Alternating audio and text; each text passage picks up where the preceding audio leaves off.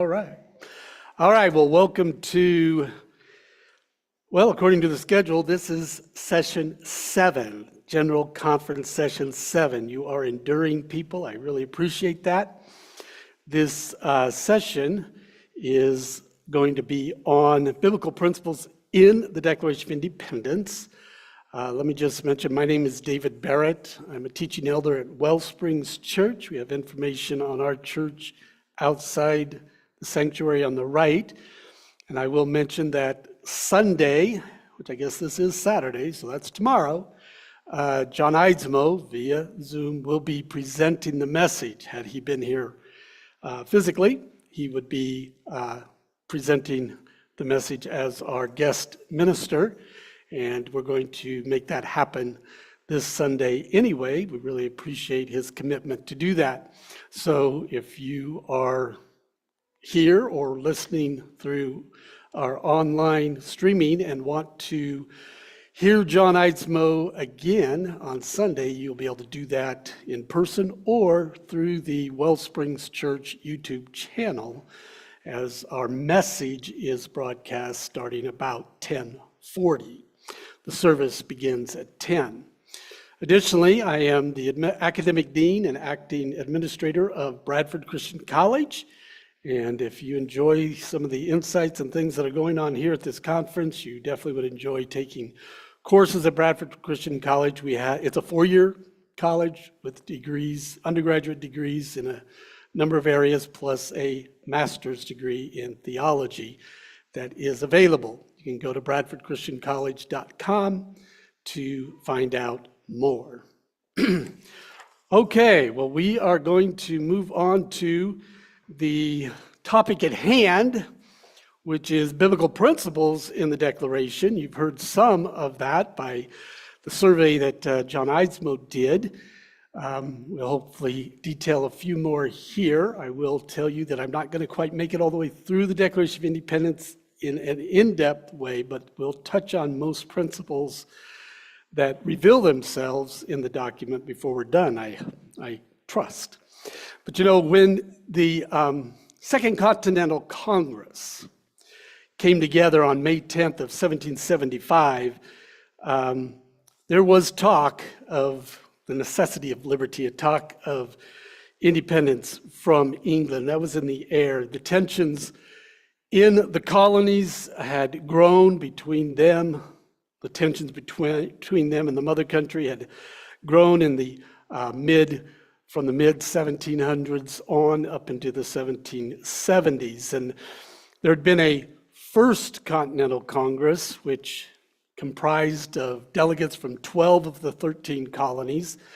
That was Georgia, that I believe didn't send delegates to that. They had assembled in September of 1774, and their assembly, and this was the First Continental Congress, and that's significant, that assembly was brought about because of the coercive acts that had been passed by the British Parliament. In America, we called those the intolerable acts. Intolerable acts, they were acts of Parliament that were in response to the Boston Tea Party. Okay, that kind of didn't go over well in England, and they were out to punish the colonies, particularly through the avenue of punishing Boston. And so they, through these acts, even attempted to close the Boston harbor, to isolate Boston in a sense, lay siege to them. And they revoked the Massachusetts Charter and also brought about the right to actually move trials from America to Britain. And so you can see some of the things going on that would not be acceptable to the American colonists. And so they called for a Continental Congress. They called for a governing body to be brought together by way of delegates from the colonies to legitimately come about a process of resisting these acts of the British government. And that's important because with a duly elected representative body, like the Continental Congress was, the colonists now had created a means by which they could actually speak as a body to, in this case, Britain, but even to other parts of the world if they were to engage internationally. But their purpose was to be able to do certain things. One was to speak with one voice and to act in a coordinated fashion as a governing body could do for them.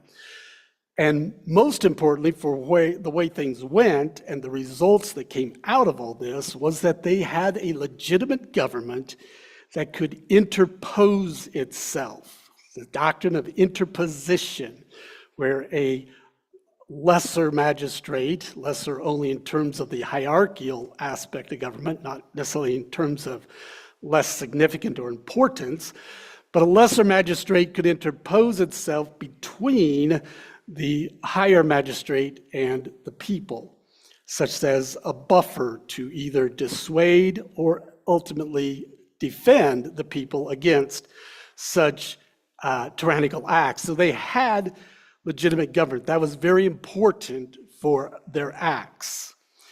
Well, this First Continental Congress served from September 5th to October 26th of 1774. We heard about their opening prayer on September 7th, which was the actual official act opening day. John Eidsmoe shared that tremendous act of that prayer that, in a sense, united them spiritually in this act.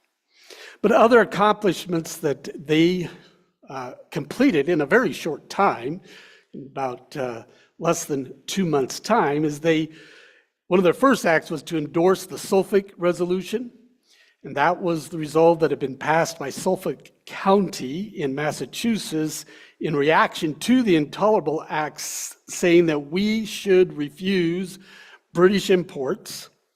So it was to refuse the import of British goods, and it was a call to raise a militia.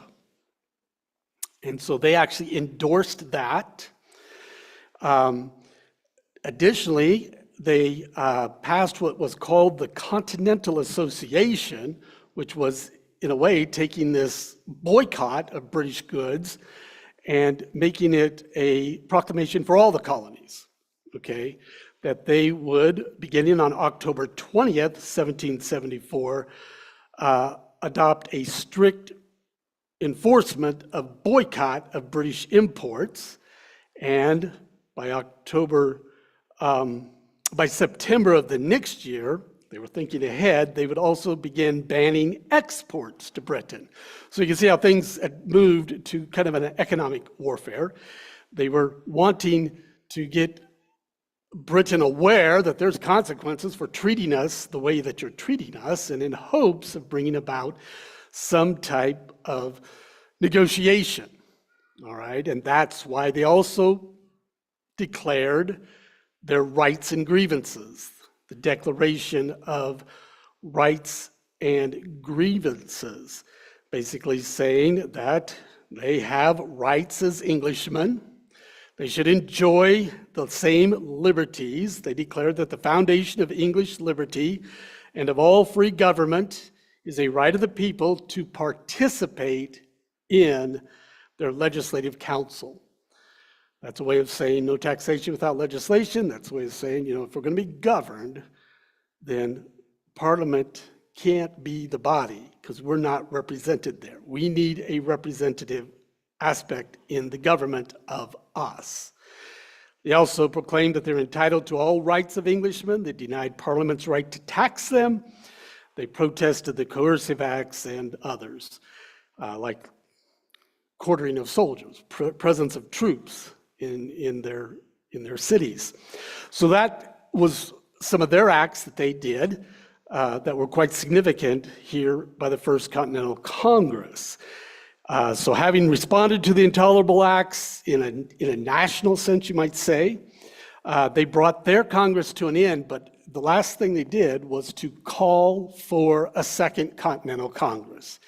They called for a Second Continental Congress, hopefully to come in the spring having heard a response from Britain, and that this Second Continental Congress would be the body that could participate in a negotiation with Britain and bring this conflict that was starting to arise, to a peaceful end.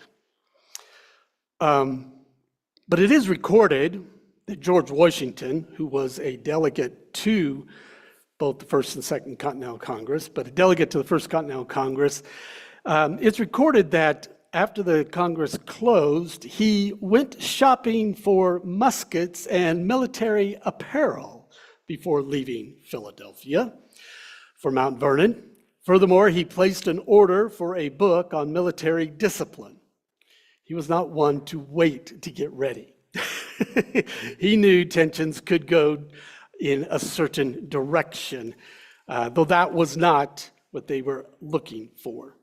The Second Continental Congress convened on May 10th of 1775, and if you are quick on your American history, you know that it was in April 19th, that the British had marched toward Concord, having passed through Lexington, had a skirmish with the Minutemen there, continued on to Concord, and there they divided into two parts. One part went further on to their ultimate destination, which, by the way, was Barrett's farm, Colonel James Barrett of Concord, but I don't think I have a direct connection.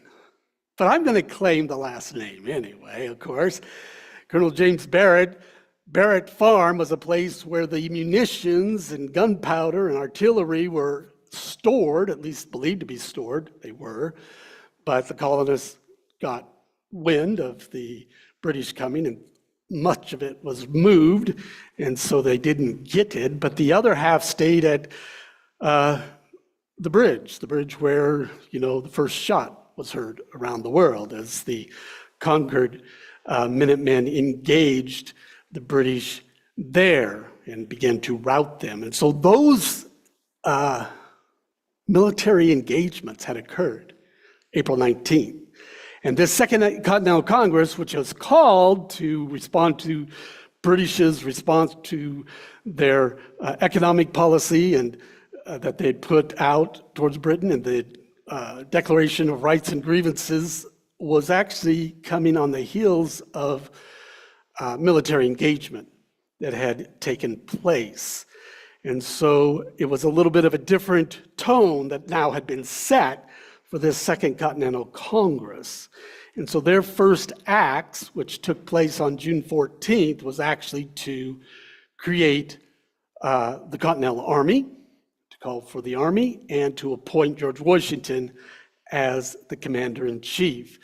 This Second Continental Congress would govern American colonies through the War for Independence and into the and bring about the Articles of Confederation, which was the first governing body of our nation. Now, they were not seeking the independence right away. They're still July 8th, 1775. You got to realize this is 1 year before the Declaration of Independence. July 8th, 1775, they actually passed and sent to the king. They always dealt with the king because that's who they were chartered under and had their colonies established in relationship to. That's why they had a problem with Parliament stepping in such a forceful governing way. They sent the olive branch petition, basically saying, we want a peaceful resolution to this conflict. That we're not seeking to be independent from Britain. They even said, we're willing and wanting to remain loyal to the British Crown. But we are British citizens, they said. And they wanted the rights duly attributed to a British citizen. They wanted those to be respected and recognized. Well, in August, they got the response from the king, and that was a report that he refused to even look at the Olive Branch petition, that he declared that the British colonies, as he would call them, were in rebellion, and he declared a removal of his protective hand. In essence, he says, I will not fulfill my duties as Lord and Protector of the colonies. And so it's on that point that he said, I break covenant with you, in terms of that concept. Whether he thought in that terms, I don't know, but the British colonies definitely did. On the heels of the Olive Branch petition, possibly drafted actually before the petition, but not declared later, till after that petition, was the declaration of the cause and necessity of taking up arms. That also was right around the same time period, same date practically. They knew that they had taken up arms already. They knew that they were calling for an army. They wanted to make it known that they had a just cause for doing this. Just warfare was very important to them. They were not rebels in the sense of acting chaotically or in an anarchical fashion. They were there to justly defend their rights and liberties. And so that's what the Declaration was doing, was making known the justness of their taking up arms in defense of their homeland, their personal liberty. And it's important, again, as I said, to note, this is a year before they declare independence. They're just talking about why we're right in taking up arms and getting ready for anything greater than that skirmish in Lexington and Concord, especially since now Boston is starting to get occupied and so forth. And so they wanted England and the world to know why they had a right to be doing what they were doing. Well, as we saw or heard, I guess, in what John Eismo presented, that in the Declaration, it was made known that they suffered long under these acts of England, okay? In fact, noting the year 1775 here and the Declaration of Independence 1776, this whole year of time period is a way of noting that quality of Christian character, which would be the first fundamental principle of the whole thing that I would like to bring out, that quality of Christian character of patience and endurance that the colonists portrayed, and Jefferson noted in the Declaration of Independence when he said, prudence indeed will dictate that governments long established should not be changed for light and transient causes. And accordingly, all experience hath shown that mankind are more disposed to suffer while evils are sufferable than to right themselves by abolishing the forms to which they are accustomed.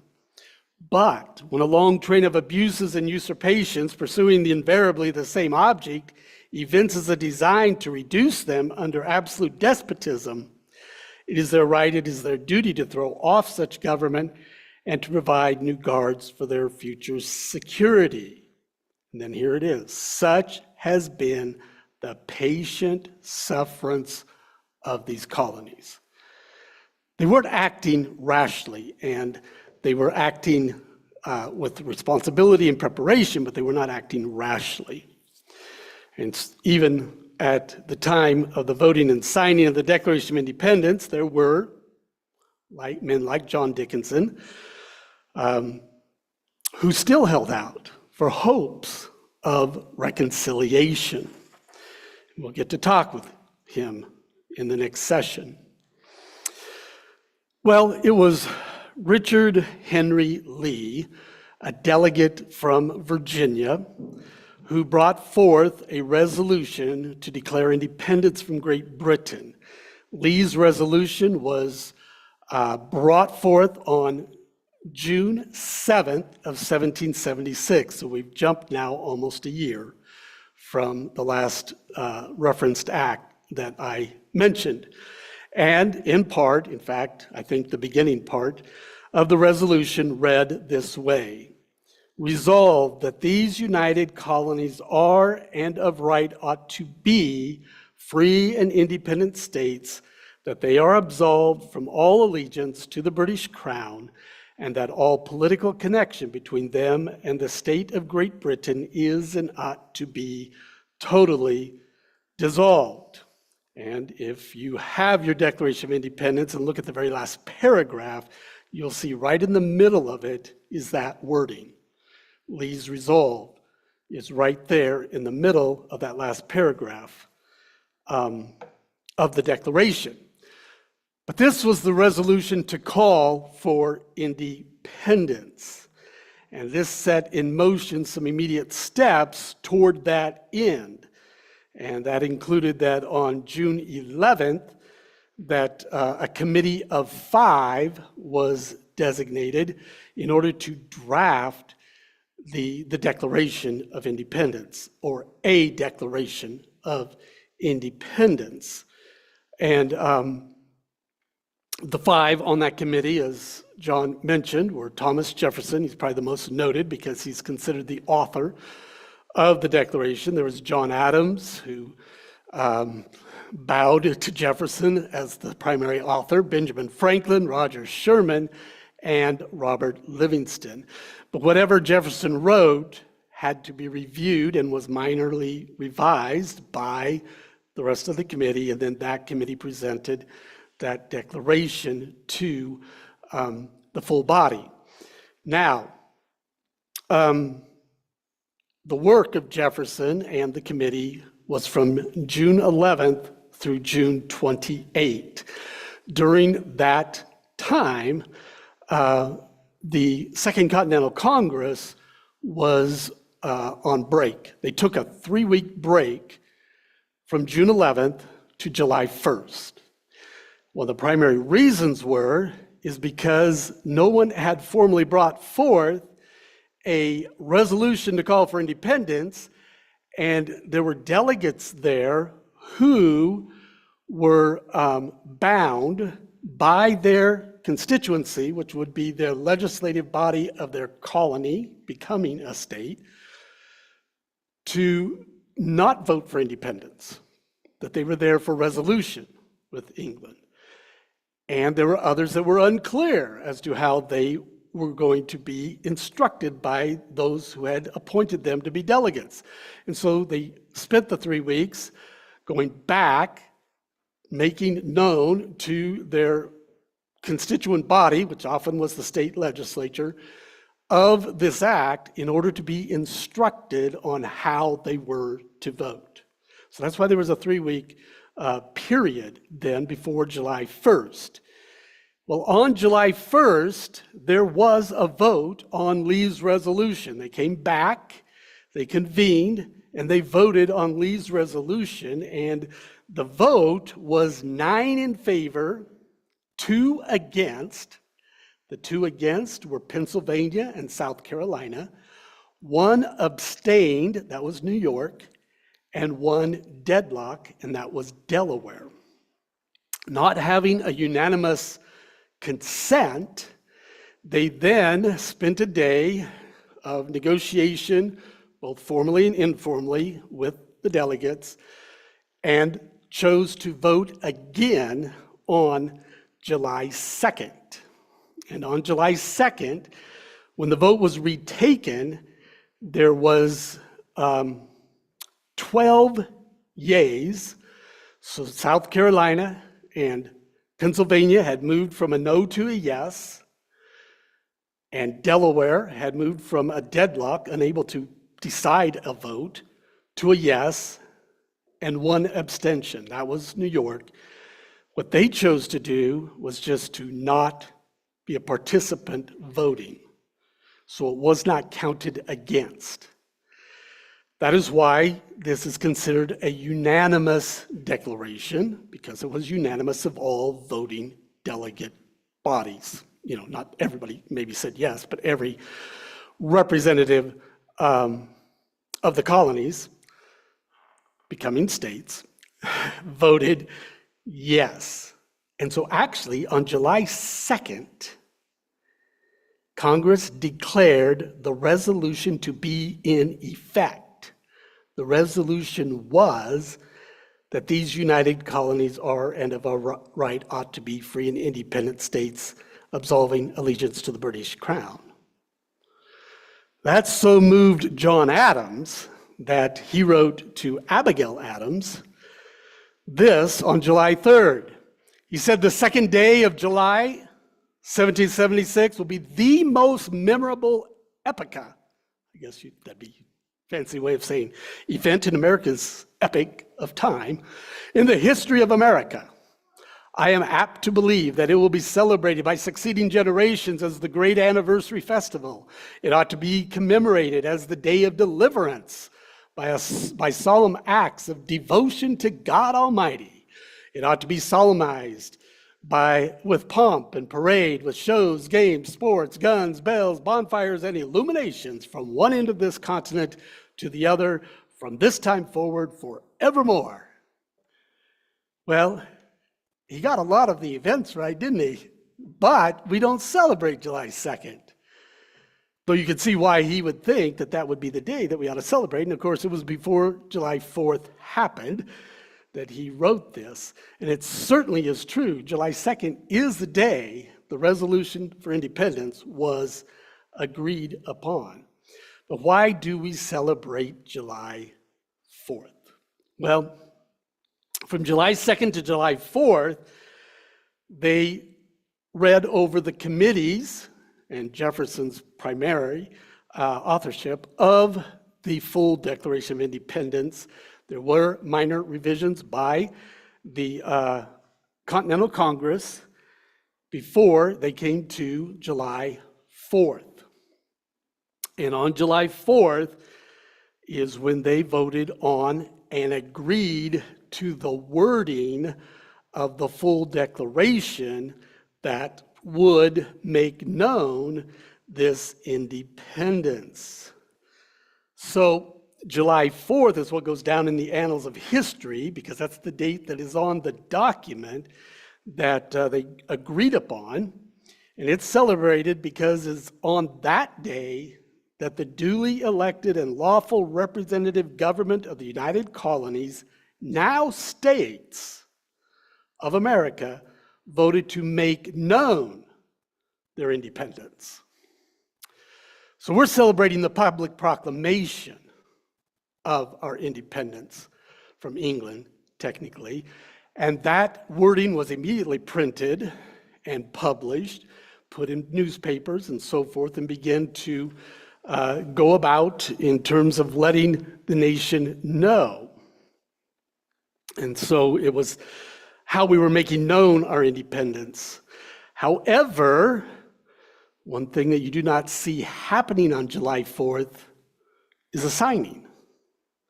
They didn't sign the document on that day. We'll get to that in, later in the presentation here. But this is the wording that was making things known. And so it's the wording that we're concerned about in terms of what the Christian and biblical thought may be that is behind and evident in the document. Now, there's those who are critical of the Founding Fathers. John Eidsmoe referred to some of those that maybe fell in what some would say a deist. He said a Unitarian kind of camp. I want to promote this label for somebody like Franklin and Jefferson, latter years Adams. I call them providentialists. A lot of Unitarians don't really hold to such an active God in the world that they held to, who directed the course of history, who intervened on behalf of those who love him, and brings about his own purposes.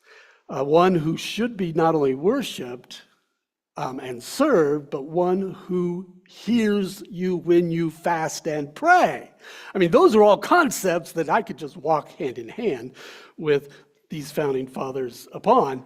But So I go for providentialists to distinguish them from what often is characterized as simply Unitarian, although later years they themselves use the term Unitarian. But anyway, that's my thing. You can join my bandwagon if you'd like or not. So moving on, I want to touch on a few of the criticisms before the principles.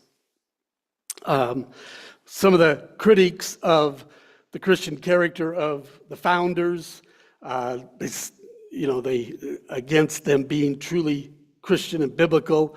The vast majority, as John Eismo mentioned, the denominations to which so many of the 56 signers, at least 53 signers were affiliated with, 50 to 53. They were in good standing in their denominational churches that they were attending. Again, there were some who were unorthodox in their Christianity or questionable, like we've mentioned, Franklin and Jefferson, but quite frankly, I think we'd be better off with men who reasoned in alliance with biblical principles that Franklin and Jefferson did, and other founding fathers like that, than we are today with professing Christians who reason with humanistic ideas.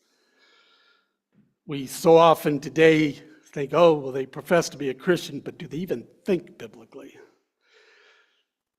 These people were of an era that it was dangerous to not think biblically, even if you did question some of the fundamental Christian doctrines. Secondly, these people were affected by the Enlightenment because they elevated reason. That is kind of a weak argument. It's not to say that there wouldn't be any type of Enlightenment influence upon them. I think it's really difficult for individuals, even very strong Christians, to not be affected by movements of their culture. They need to be careful about what might affect them, and I don't doubt that some of our founding fathers, especially as we went into the latter 18th century, very late 18th century, and closer to the Constitution, but not highly affected. They weren't immune to such things, but becoming aware that we need to exercise reason is not an unbiblical thing, okay? It's not unbiblical, but what is unbiblical is if you elevate reason above revelation and you don't allow revelation to guard and govern reason. Noah Webster, the author of the American Dictionary of the English Language that we'll refer to here later, wrote an essay called Letters to Young Gentlemen Commencing His Education, to a young gentleman commencing his education. He's talking about ready to go to college when he says that. And in that writing, he wrote this: as men are furnished with powers of reason, it is obviously the design of the Creator that reason should be employed as their guide in every state of life. But reason without cultivation, without experience, and without the aids of revelation is a miserable guide. Of course, God himself calls upon mankind, upon Israel in this case, in Isaiah 1:18, to reason with him about the fact that they're not really out of a heart for him, offering even the sacrifices and the festivals and things that he has dictated. But he says, come, let us reason together. Well, we could go on with the unreasonable criticisms of our founding fathers, but let me just mention this last one, which is quite unreasonable, but often is asserted as if it has some type of weight. And that is the criticism that the founding fathers simply wrote in biblical and Christian terminology because that's what was expected of them of the time and in their culture. And they think that's a strong argument. But my response would be, thank you for arguing my very point. Thank you for arguing my very point. They wrote in a biblical and Christian fashion because it was a culture, it was that culture and that time that demanded that if things are going to be said, they better be said biblically and in a Christian fashion. That's what I'm arguing. Nobody's arguing that all of them were perfect Christians, or that there weren't those that were questionable Christians, or that there were even those that maybe today I could look at and say, if God let you into heaven, I don't agree, I can't understand the basis. There must have been something in your heart I couldn't see. Yeah, they knew what is acceptable in the culture was biblical thought and biblical framework of reasoning. But that didn't mean they didn't have it, okay? But it also meant it was the dictates of the culture of the time. Well, what kind of biblical principles do we find in the Declaration of Independence? A book that I would promote, but unfortunately it's out of print. I think it's a bad year to be out of print, so I hope the publisher brings it out later this year, is Defending the Declaration, How the Bible and Christianity Influence the Writing of the Declaration of Independence by Gary Amos. I would recommend you get it from your favorite used book service. Another one, which is not pictured there, but the title is The Declaration of Independence, The Christian Legacy by Herb Titus. It also is out of print, and this one it's really hard to find. There are essays that make up much of the content that's in here. If you were to search those words in Herb Titus's name, you may find this book somewhere. I did quite a bit of search trying to get a picture for it, but I did not. But Herb Titus's work, in many ways, is a condensed version, but from probably a little bit better, I don't know, legal status. Herb Titus was a constitutional attorney out of Virginia. Gary Amos is an attorney as well. And so I will quote from his book. It's a little more expanded, but Herb Titus, if you want a more condensed writing, would be a good read, or any essays by Herb Titus on this topic. Other books that are back on the table you possibly have seen that speak to this area. The Christian Life and Character, I didn't bring the book up. It's a big, hefty, thick book. Is probably one of the most complete compilation of charters and documents and sayings and statements and that all have to do with the Christian idea affecting our institutions, okay? And so that book was written in 1864, I believe it was, Benjamin Morrison. That is a reprint. The United States, a Christian Nation by Justice David Brewer. David Brewer was the justice on the U.S. Supreme Court in 1892 that wrote the opinion. He authored the opinion of the Holy Trinity versus the United States decision, in which they spent times searching all the historical documents of America's founding and early period that you would read about in the big book, Christian Life and Character, and made among their ruling the statement that this nation was founded a Christian nation, that the United States is a Christian nation. The Supreme Court made that ruling. This book is a collection of Justice Brewer's lectures as he spoke on that topic. Then finally, we've heard about John Witherspoon and ministers of the American Revolutionary Era. The book, The New England Pulpit and the American Revolution, speaks about what the ministers were saying, who were the key ministers, what were their statements, what were they preaching on, and you will hear that they did not shy away from politics, current issues, and so forth. There are excerpts of sermons in there. That's not a collection of sermons. It's a book about the ministers of that era. So I would just encourage you to get those to expand upon what we're talking about here. In the Declaration of Independence, we have the statement, which John Eismo referenced already, and we'll speak a little bit more about. The laws of nature and nature's God is probably one of the first statements here in the Declaration that references a biblical thought. When in the course of human events it becomes necessary for one people to dissolve the political bands which have connected them with another, and to assume among the powers of the earth the separate and equal station to which the laws of nature and nature's God entitle them.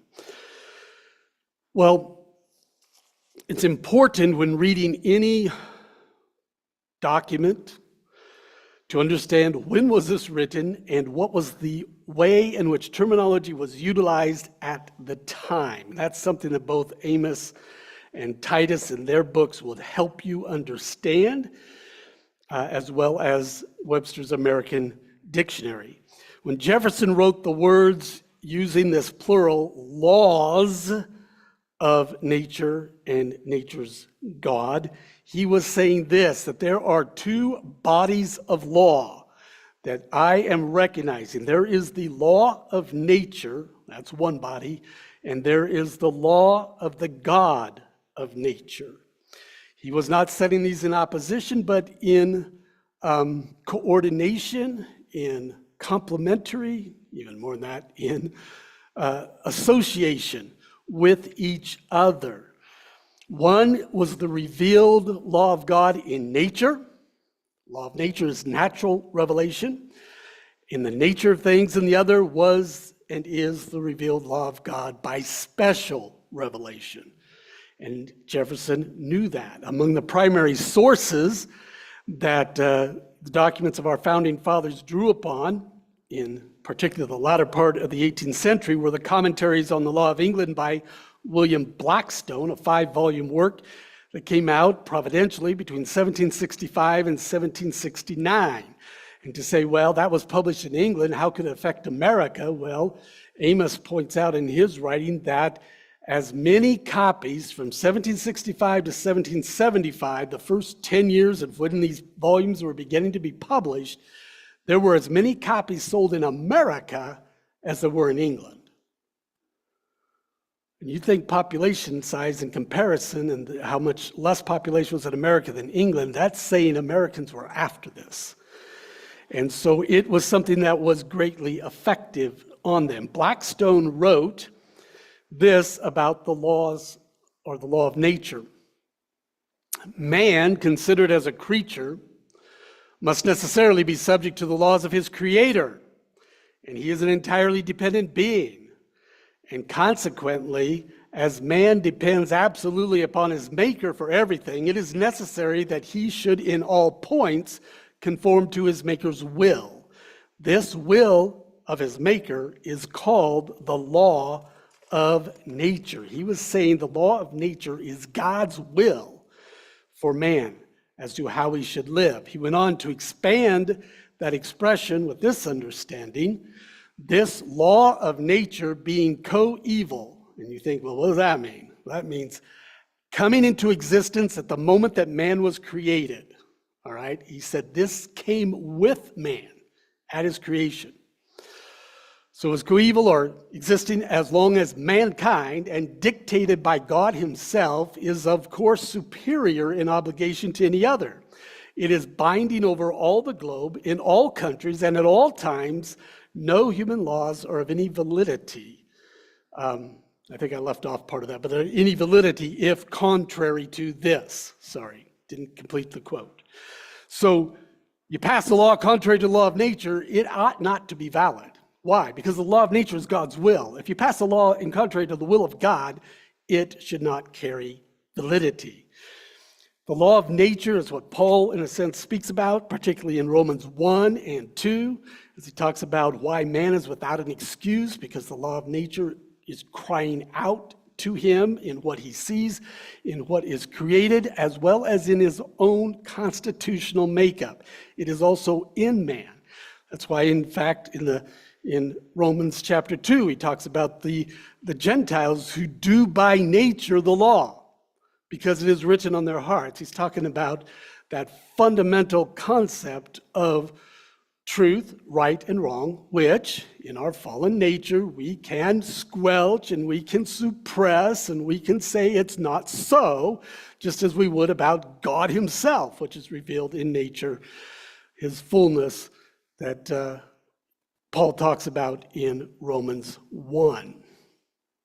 Noah Webster defines law of nature in his 1828 dictionary, which a copy is also back on the table, and I'd be happy to order that in for you.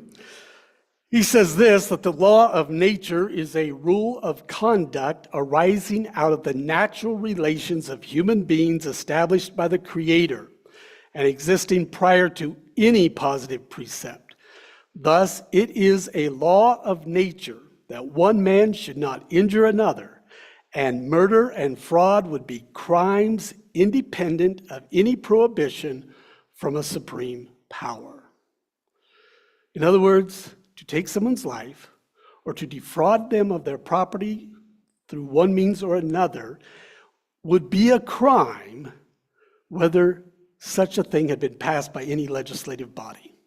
Why? Because it's in the law of nature of things. It is based on how you are to relate one with another. So, man is fallen. He is corrupt. He is subject to fallible reasoning. And without a disciplined mind, without an enlightened mind by revelation, his own reason can end up as a miserable guide. We like to fool ourselves so we don't have to be accountable to a God. So, God in his mercy gave his special revelation, which is pure truth in the sense that any effects on the fall of nature by man's sin or any effects through man's own reasoning is not playing directly a part. It is pure revelation that has been given to us and is the law of God specially revealed. The Word of God, and Webster says this in his definition of law, the Word of God. Law is the Word of God, the doctrines and precepts of God, or his revealed will. So the Word of God is the law of God, which is the law of nature's God that Jefferson was speaking to. So in that expression, we have what is a biblical thought, the law of nature, which is God's truth revealed to us in a general fashion, and the law of God, which is the law of nature's God, which is his revealed truth in Scripture. That is all in agreement with what I would call the biblical principle of government, which says that we are all to be governed by law, and the law we are to be governed by is the law of God, whether it be in our lives individually or corporately, our homes, our churches, our social and civil relationships. The Declaration next declares that the Founding Fathers held to certain truths to be self-evident. Now, it might be self-evident what self-evident means, but self-evident means evident without proof or reasoning. It is that what produces certainty upon a clear conviction upon a bare presentation to the mind. It's when you see it, you know it. It's true. Webster gives a simple example that 2 + 3 is 5 is a self-evident truth. Okay? So that's not necessarily a heavy moral thing, but it can be immoral to tell somebody that 2 + 3 was 10 and you made them pay more than they should. It's self-evident. It's 2 + 3 is 5. In other words, these are truths that are known to be true and become evident that they are true simply when you are presented them. And that, again, just takes us right back to the law of nature. These are actually things out of the law of nature that just show themselves to us. They are definitely declared clearly in the Word of God as well. But as God has created all things and established the order and relationship among his creation, these are the things that are evidently true and in agreement with his will. So, that all men are created equal. We hold these truths to be self-evident, that all men are created equal. This is an expression of what I would call the biblical principle of individuality. The biblical principle of individuality tells us that internally there is equality, and there's equality internally based upon having been created in the image of God. All humanity is equal in that sense. They have an equality because they are all made in the image of God. But the biblical principle of individuality expressed externally does not hold an equality there, but a diversity in the external, because we are all unique creations. We are equally significant in our quality internally, but we are externally diverse in that we are unique creations of God in His image with diverse interests, abilities, personalities, talents, and callings. Now, using the word diversity the way it's utilized today might be a questionable term or a term that misleads, so let me clarify. This is not humanistic individualism that we're talking about here, something that despises the way God has made things and pursues personal gratifications based on their own covetous and selfish desires. If you exercise, the exercise of one's individuality has to be governed by what was established at the very first of this document, the law of nature and the law of God. That governs all our principles. And those two laws, as I've said, they're basically like two sides of the same coin. They're all talking about the will of God. And they both declare, for example, the law of nature and the law of God declare this: there are only two sexes, okay? And only two, male and female. And to attempt to exercise your life in some way contrary to that truth is a violation of the laws of nature and nature's God. It is a violation of the accepted bounds of diversity of biblical individuality. All right? Biblical individuality in its expression is not unbounded. Nothing in God is unbounded, okay, in terms of creation's exercise. What you've done is you've moved outside of God's established bounds, and what it has become is behavior that used to be termed in a more sane society a crime against nature. All right? Exercising yourself outside the bounds of proper male-female relationships, or pretending that one is not the other, or there's more than this, or whatever you want to deal with there, you're actually dealing with what those under this type of biblical thinking and historically would say would be a crime against nature. Why? Because it violates the law of the nature of things. And the same would go for things as if you were to say, well, I can, in my calling, do whatever I want, and so I can enter a vocation in which I actually defraud others of the means of their property. No, you can't. You can't do that. You can't do that because that's against the law of nature and nature's God. Just as Webster said, murder and fraud would be a crime whether any legislature had passed a statute or not.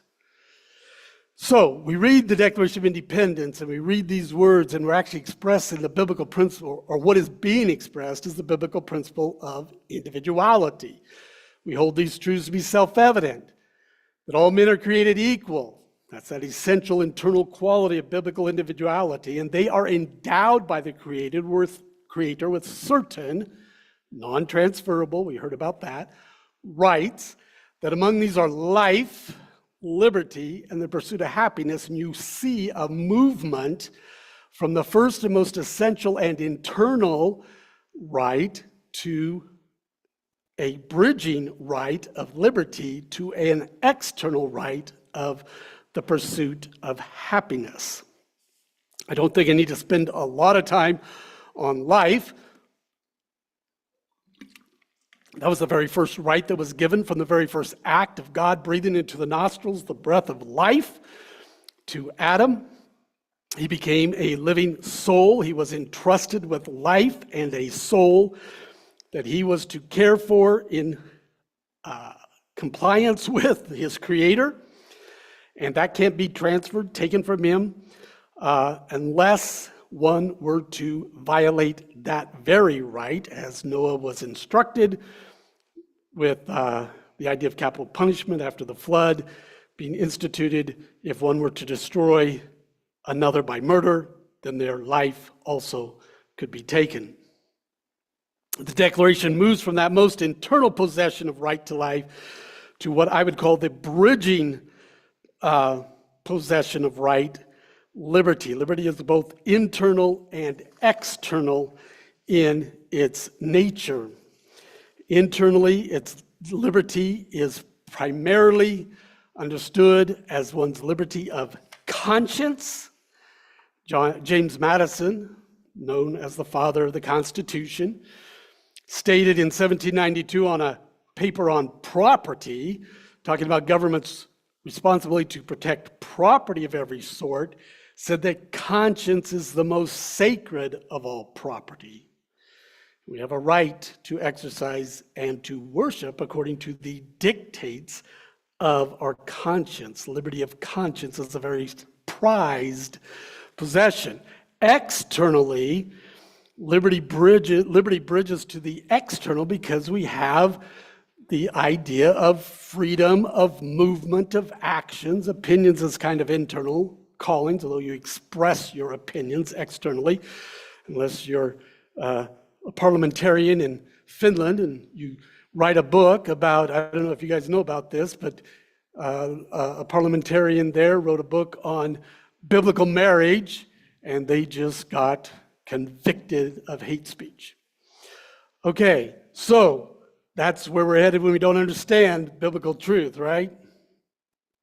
Well, this last expression of liberty is something that goes from internal to external. But all of our external expressions of liberty, like those of any aspect of individuality, must be governed by the law of God. These are things entrusted to us by the term endowed. I'll mention that in a moment. But that last right, pursuit of happiness. What is going on here? Everything sounds so sacred until you read those words, it seems. There are those that say, well, pursuit of happiness, it's obviously hedonistic. In other words, you can use your life and your liberty to go for whatever you want to please yourself and to make yourself happy. Is that what's going on here? Is Jefferson, the Committee of Five, and the whole Continental Congress just throwing away all biblical thought they've had up to this point and submitted to hedonistic activity? Well, I said it's very important that you understand terms according to their usage of the era and here in a legal document. What is the legal understanding of happiness? You say, really? I didn't think happiness had to be thought of in legal terms. Well, believe it or not, William Blackstone, in his commentaries on the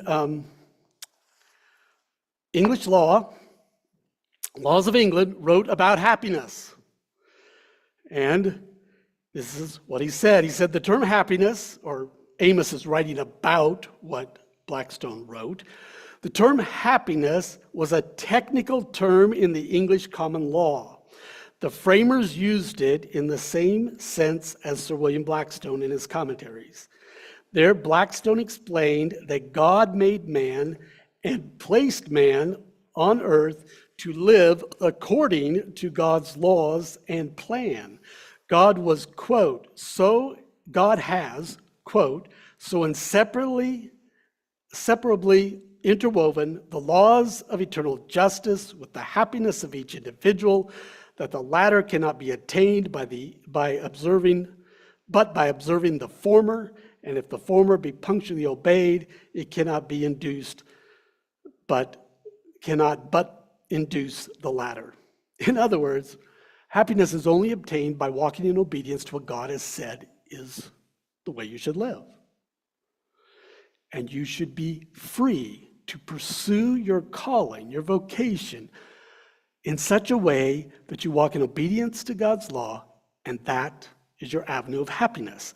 Happiness, according to Blackstone, referred to man's felicity or his sense of well-being and blessedness in his earthly existence that comes from obeying the laws of his Creator. Right living, then, leads to man's substantial happiness, Blackstone would write, which relates not to man's redemption or heavenly rewards, but to whether man pleases God and is blessed in this life.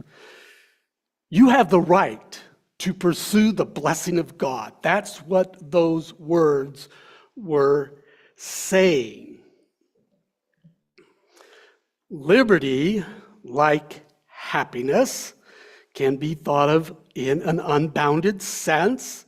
It can be taken to be, I'm free to do whatever I can and whatever I want without external restraint. That's the way we often think of liberty, but that is not biblical thought. John Eidsmoe almost made this statement that he made years ago when he talked somewhat about this. But years ago, he made the statement, and I got it, I think, right here. He defined liberty this way. Liberty is the freedom to do what is right. Instead of the freedom to do whatever you want, liberty is the freedom to do what is right. And I think that's a good definition to operate from. I think it's a biblical definition, because the greatest liberty is always found in obedience to God. There is this relationship between liberty and law and the fullness of life and happiness that can be found. It goes all the way back to the garden. Adam and Eve were in the greatest state of liberty, in pursuit and experience of the greatest happiness, when they walked in the confines of the single law that God laid down. For you see, liberty without law, well, let's put it the other way around. Law without liberty, that's tyranny.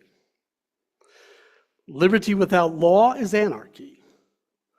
But liberty under law, we'll say under appropriately God's law, that's the framework for experiencing the greatest happiness, and gives the framework to pursue your happiness in the calling that God has given you. These were gifts endowed by the Creator. To be endowed with these gifts means to be entrusted with them. It means to enrich or furnish with any gift, quality, or faculty, such as man is endowed by his Maker with reason. This is the biblical principle of stewardship that we're all given with the life that we have and the skills and the talents and giftings that we are given. We have a stewardship to properly exercise them. So this whole life, liberty, and pursuit of happiness, we got to remember, it falls within the confines of God's law, his laws of nature and nature's God that govern the very beginning of this document. Well, obviously, I can't get through everything here. I will let you know that hopefully this June, but June or July, Wellsprings Church will have a family vacation Bible school, and there we're going to walk through the Declaration of Independence, completing a more in-depth study of the rest of the document and the principles that are there. We'll just quickly touch on some as we bring this to a close. Biblical principle of sovereignty has to deal with delegated powers. These government is instituted among men, deriving their just powers from the consent of the government. That is sovereignty that flows from God to the people and delegated by the people to the institution. Covenant is seen there in the consent of the governed. This is the social compact or covenant theory that they would have drawn upon from John Locke recently, but as John Eismo mentioned, was evident even as far back as the Mayflower Compact. To secure these rights, governments are instituted among men. This is a stewardship responsibility that man has a right. Just as Peter said, you could put yourself under a king, you could put yourself under a governor, you can choose your form of government, but its responsibility is got a stewardship of securing the rights of the people, because he is a minister to you for good.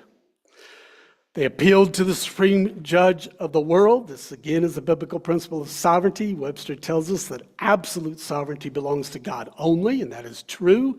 He is the ultimate and supreme judge, and they had a firm reliance upon him and his protection through his divine providence. Those two speak to the biblical principle of sovereignty in reference to God as opposed to delegated sovereignty to man.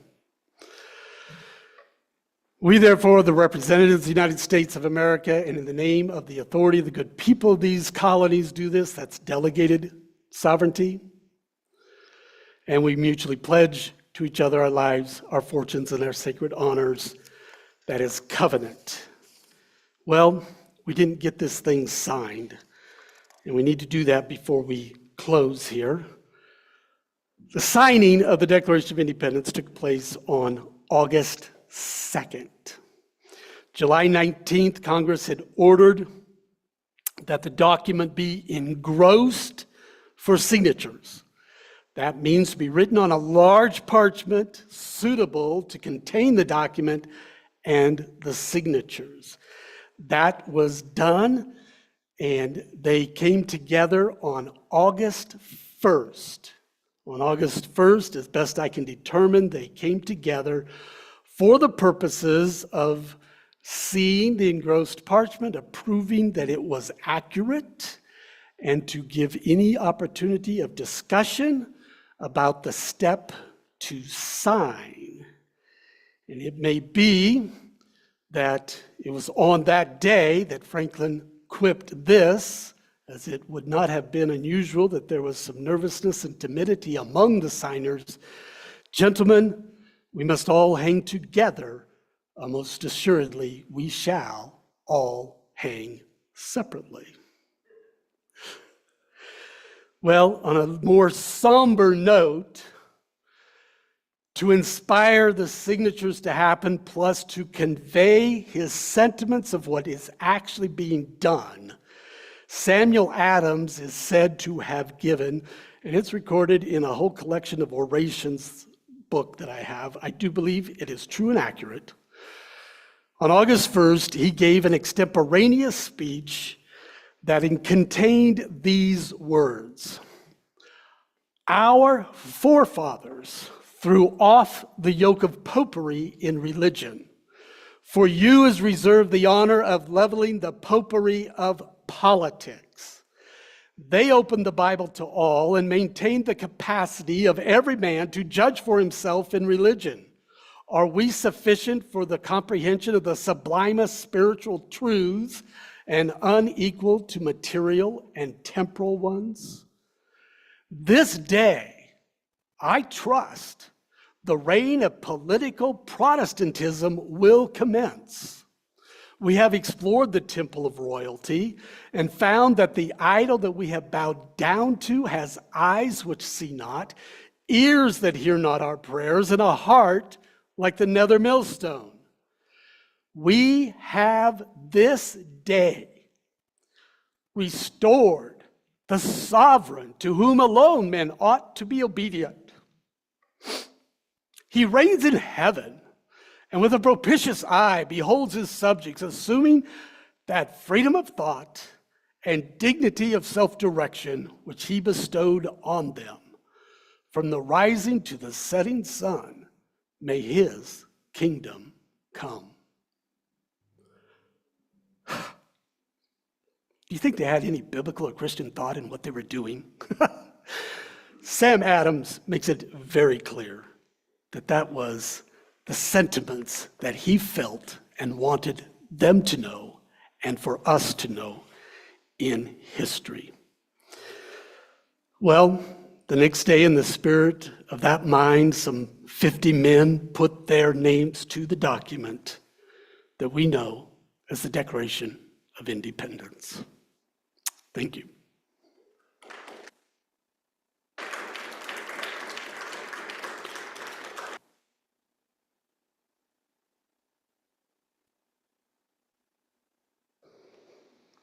With that, we'll take a break, and I think I have down a little bit longer break here. You can get your thoughts together for the debate. You can also purchase books if you're ready to, and 3:45. So we've got about a 30-minute break here.